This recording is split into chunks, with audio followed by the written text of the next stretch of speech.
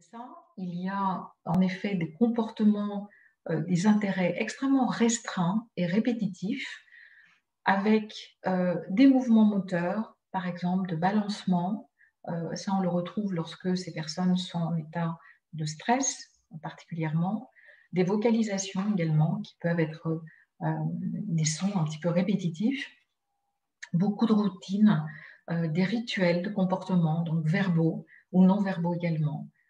Les intérêts vont être extrêmement restreints, très figés, avec également, on va le revoir, une réaction inhabituelle aux stimuli sensoriels. Ça vraiment.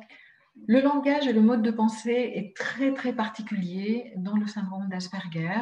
Le langage, en effet, il y a une richesse de vocabulaire, le langage est acquis extrêmement rapidement. Il y a une intonation de voix un peu précieuse, très recherchée. Les Asperger les appelait les petits professeurs.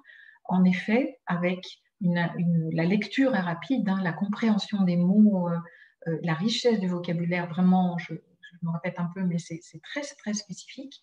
La mémorisation également de tout ce qui est chiffres, calcul numérique est importante aussi. Par contre, il y a une difficulté lorsque l'apprentissage va se faire par rapport à un groupe, à une organisation, euh, quand ils ne sont pas tout seuls. Là, ils ne sont pas capables d'apprendre. Ils ne prennent pas le second degré. L'ironie, vous savez, le sarcasme, certaines. J'insiste beaucoup sur la planification, hein, les changements, et Dieu sait qu'il y en a dans les entreprises, hein, on vit tous avec des restructurations, avec des changements de poste, des changements de lieu, d'exercice. Hein.